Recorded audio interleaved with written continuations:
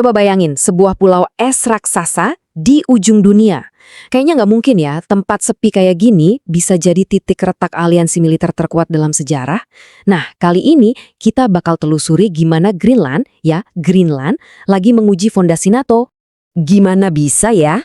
Sebuah pulau bisa merusak aliansi terkuat di dunia? Kedengarannya emang kayak mustahil.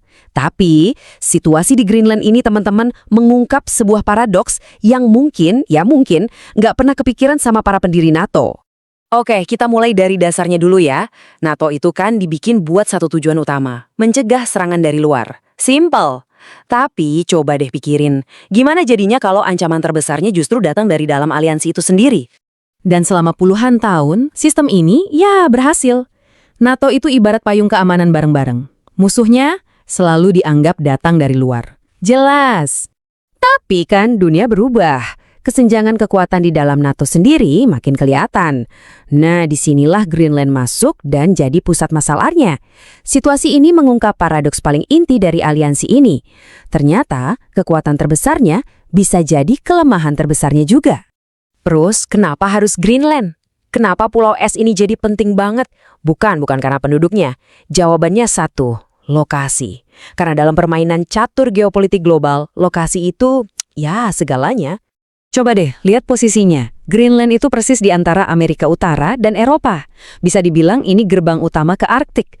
Dan yang lebih penting, ini pusatnya koridor GIUK. Jalur super vital buat ngawasin kapal selam. Jadi, siapapun yang menguasai area ini, dia pegang kunci pengawasan seluruh Atlantik Utara. Terus, datanglah perubahan iklim. Dan ini mengubah segalanya. Es di Arktik mencair. Tiba-tiba, Greenland bukan lagi sekedar menara pengawas yang sepi, tapi jadi pintu gerbang utama ke wilayah Arktik yang sekarang jadi rebutan banyak negara. Ini benar-benar jadi game changer geopolitik. Oke, jadi pertanyaannya, gimana bisa aset yang super strategis kayak Greenland ini malah ngebongkar kelemahan fatal NATO?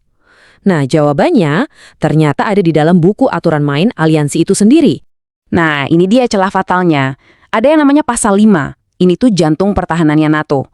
Isinya simple, serangan ke satu anggota berarti serangan ke semua. Tapi, pasal ini cuma berlaku buat serangan dari luar. Sama sekali nggak ada, aturan buat ngatasin konflik antar anggota. Skenario yang kayaknya nggak pernah mereka bayangin bakal terjadi.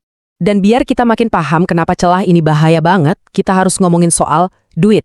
Tahun 2024 ini aja, total belanja militer NATO itu nyampe 1,4 triliun dolar. Wow kan? Angka yang luar biasa. Tapi pertanyaannya, siapa yang bayar paling banyak? Dan ini dia rinciannya. Amerika Serikat sendirian nyumbang hampir 2/3 dari total itu. Artinya apa? Ya artinya mulai dari intelijen sampai logistik, NATO itu sangat-sangat bergantung sama satu negara. Sekarang bayangin, kalau ada konflik internal, siapa yang berani ngelawan sponsor terbesarnya? Tapi, di tengah semua tarik ulur kekuatan besar ini, ada satu suara yang sering banget kita lupain. Suara rakyat Greenland sendiri. Lihat deh data ini. Jelas banget 84% dari mereka pengen merdeka total dari Denmark. Dan kutipan ini ngerangkum semuanya.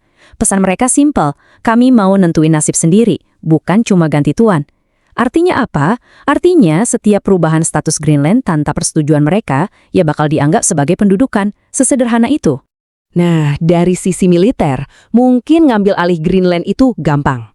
Tapi, tantangan sebenarnya itu bukan pas merebutnya, tapi pas mempertahankannya. Dan biayanya, itu cerita lain, mahal banget. Kita ambil contoh deh, Afghanistan. Perang 20 tahun di sana itu ngabisin lebih dari 2 triliun dolar. Bukan karena ada satu pertempuran raksasa, bukan. Tapi karena biaya operasional sehari-hari, biaya logistik, keamanan yang numpuk terus tahun demi tahun. Nah, Greenland ini bisa jadi Afghanistan versi Arktik. Sekali bangun pangkalan langsung butuh rantai pasokan yang super mahal. Terus harus ngurusin perlawanan lokal. Belum lagi, setiap gerakan pasti bakal direspon sama negara pesaing. Ini kayak spiral biaya yang nggak ada ujungnya. Intinya begini, operasi di wilayah Arktik itu bisa 2-3 kali lebih mahal dari biasanya. Jadi, ya, kekuatan militer mungkin bisa merebut wilayah dalam sekejap, tapi pertanyaannya, apa biaya buat mempertahankannya selama bertahun-tahun itu sepadan? Itu dia pertanyaan krusialnya. Oke, sekarang ayo kita lihat gambaran yang lebih besar. Soalnya, Arktik itu bukan tempat kosong. Setiap langkah yang diambil di sana pasti bakal memicu reaksi dari pemain lain. Tabel ini nunjukin siapa aja pemain utama di Arktik sekarang. Coba lihat, Rusia itu dominan banget. Mereka punya puluhan pangkalan militer aktif yang baru dibangun atau diaktifkan lagi. Bandingin sama Amerika Serikat, yang kehadirannya jauh lebih terbatas. Jadi, papan caturnya dari awal udah nggak seimbang. Dan disinilah paradoksnya muncul lagi. Kalaupun AS menguasai Greenland, itu emang kasih keuntungan teknis buat ngawasin. Tapi itu bukan berarti kontrol total. Malah sebaliknya, ini bisa memicu apa yang disebut spiral keamanan. Setiap langkah AS bakal langsung dibales sama Rusia. Ujung-ujungnya, Arktik yang tadinya zona pengawasan bisa berubah jadi zona konflik panas. Jadi, semua ini akhirnya ngebawa kita ke satu titik. Ini adalah ujian terbesar buat NATO. Bukan soal perang lawan musuh dari luar, tapi soal krisis yang muncul dari dalam. Iya, inilah inti masalahnya. Ini tuh bukan lagi soal peta Arktik atau pangkalan militer.